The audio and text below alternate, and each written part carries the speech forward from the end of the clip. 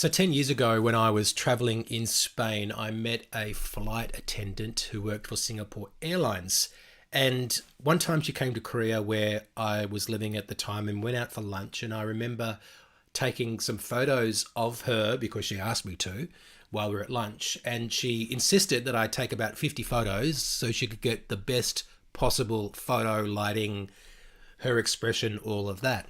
And I remember saying to her, isn't this a bit much? Aren't you a bit embarrassed by all this? Because this was sort of pre-influencer age. It was probably 2014. And I think people were still a little bit less shameful, if you like, on social media. And she said to me in a Singaporean accent, which I won't do for you now, but I can do. She said to me, Darren, you need to throw your shame away. And that line stuck with me because I thought it was funny, but I think it's also relevant for what we want to talk about today. Because if you want to grow your personal brand, if you want to unleash your inner influencer, then you need to do it without shame. And I want to share some ways that you can do it in a way which is not shameful. So you can build your personal brand and still be true to who you are. That's what we're talking about on today's episode of the show.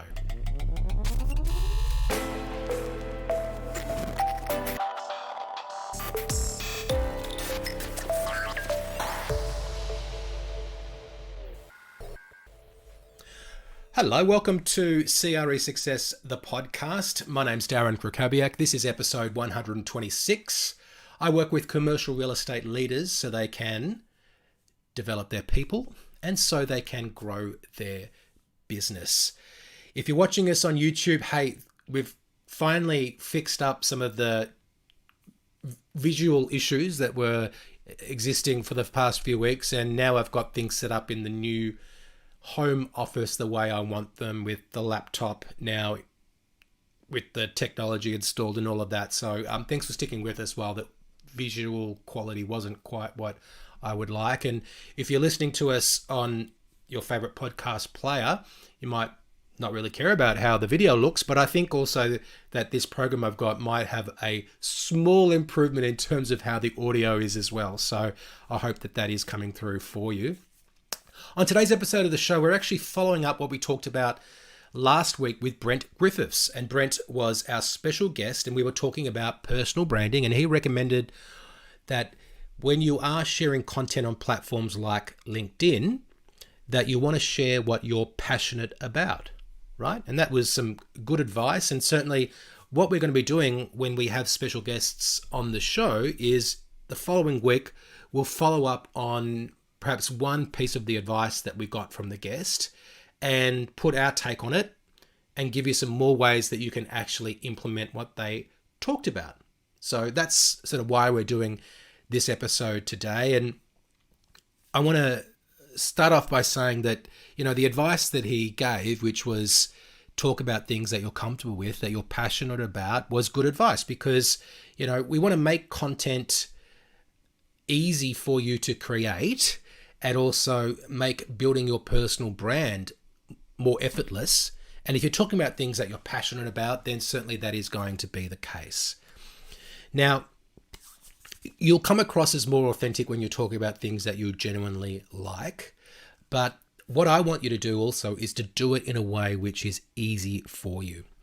And I think I've fallen into a bit of a trap recently because I've been really on a mission to try and do less and achieve more in terms of results. And I've been really guilty over the past year in terms of the content that I've been sharing on LinkedIn. I've kind of just phoning it in.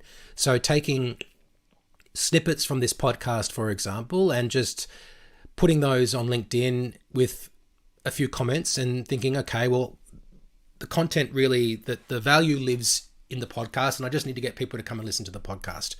But the mistake I was making is that while it's easy for me just to provide a bit of the podcast and then put a comment around it and then see if people will be interested in that, it's not the best content to be sharing on a platform like LinkedIn or on Instagram. It's good on YouTube because it's sort of an episode that's there on its own, I guess, similar to how the podcast stands alone on its own. But the purpose of the content on LinkedIn and Instagram is to drive people to the podcast. And if I'm not putting enough effort and understanding around what it is that content is supposed to be doing, then it's not going to achieve the result for me. So it can be easy to create, but it may not necessarily be good. So what I want to get across to you today is that if you're going to do what's easy, then make sure it's not only easy for you to do, but it's also going to create some value, and then it's going to perform the purpose for which you are creating it.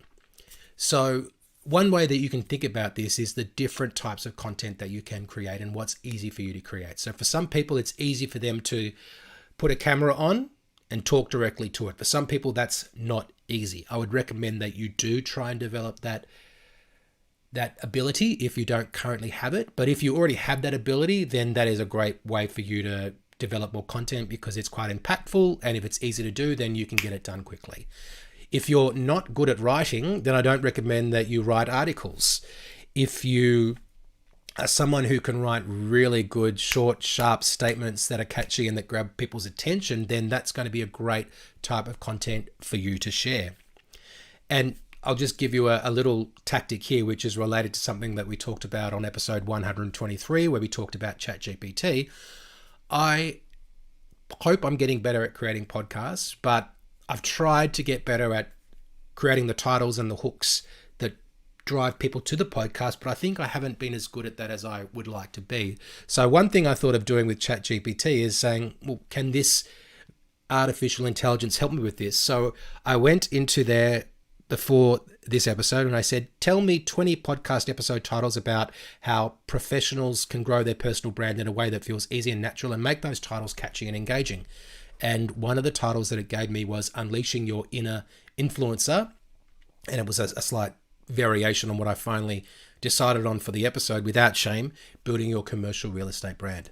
So if you can do other things that are going to be good content, but you need help with driving people to that content, or you need help with just writing the first line of a post, because that's really important on a platform like LinkedIn where people see that first line of post, then use something like a ChatGPT to help you come up and brainstorm ideas for you. So know where your strengths and weaknesses are is what I'm trying to say. In terms of the types of content that you want to post, not in terms of the modality, but rather, should you be talking about deals, listings, what's going on in the market, talking about yourself? Yes, and yes, but you should be mixing up that content so you're not always talking about the same thing and you're not coming across as overly self-promotional. And I do have a podcast episode for you to listen to if you want to know more about how you can mix up your content to show that you have authority in the area in which you are operating, to build up awareness of what it is that you're doing, and also to build up that affinity with people in your network. It is season 2, episode 1 of the podcast, which we released back in April 2021. It was with Nina Christian as a special guest. That was before we started just numbering the episodes in sequential order, but you'll find it season 2, episode 1. Now, if you want to know how often you should post, if you're a commercial real estate agent, once a week is going to be fine. More than once a week will be excellent. Less than that, sporadically, not at all, is not going to help you develop the content creation muscle and have an impact. And if you do it once a week, you're going to be doing content so much more often than most people do that you'll definitely, I believe, start to see results as long as you start to apply some of the tips and tricks that we're talking about in today's episode. Okay, so we've talked about what you should post, how often you should post. What shouldn't you post? Well, one thing I wouldn't post is things that's going to unnecessarily repel people who would otherwise want to do business with you. So I think that we want to post content which lets people know who we are, so it's going to attract people to us and also perhaps naturally repel people who aren't a good match. But at the same time, we don't want to be needlessly controversial just for the sake of getting clicks and comments, if that's going to push people who would otherwise be good people for us to do business with. So I think a good rule of thumb is, the sorts of things that you wouldn't engage in polite conversation with at a networking event or at a dinner party, for example. We don't talk about politics and religion, for example. They are some things perhaps to avoid. If you want to, you can do what you like, right? I'm not the LinkedIn police. And in fact, I released an episode called I'm not the LinkedIn police, but to help you understand about some things that can perhaps attract attention that you're not looking for on LinkedIn. It's episode 59 of the show. Now, how can you create content and grow your personal brand without it taking up all of your time? Well, a couple of things that you can do. One is to batch create content. So I actually create these podcast episodes 1 week at a time. But when I went on holidays for 4 weeks at the end of last year, I made sure that we created those 4 episodes and everything that was needed for those 4 episodes before I went away. So that was a bit of batch creation. You could do the same if you're going to record videos. You could batch create a few videos and then you've got content ready to go. And if you batch create them in a way that it is evergreen, so for example, it doesn't matter if a better idea came up or something topical came up that you wanted to share and you just push back that content another week. So you've always got something, if you like, in the vault ready to go. And the good thing about regularly creating content in the modality in which you choose to do it, or the modality in which you choose to get better in, is that you will get better at doing it. You'll start to see improvements in engagement. And engagement, I think we're not trying to get likes. What we're trying to do is get people into conversations and to build awareness of who we are, so we become more familiar when we actually do start to have direct conversations with people. You get that content creation muscle that gets developed the more that you do this. Now, if this is something that is interesting to you and you want more resources to support you in your efforts, I've got a free resource to help you because you did stick around to the end. It's called Grow, Show and Know Your Network. It's a recording of a keynote that I presented to a client's national conference in the US in early 2021 during COVID. So it was presented via Zoom. And it's also the same content that was within one of the modules that was the first iteration of training that we used to provide for commercial real estate agents. And it's free for you if you go to cresuccess.co/personal branding, all one word. In fact, if you go there, I will also give you 10 ways that you can level up your LinkedIn profile, because your LinkedIn profile is kind of like a landing page for who you are. And I've got 10 specific things that you should be doing to get your LinkedIn profile up to a certain standard. I'll also give you that link when you do register for the Grow, Show and Know Your Network webinar. It's cresuccess.co/personal branding. That's all we've got time for today. Thank you so much for listening. I will speak to you soon.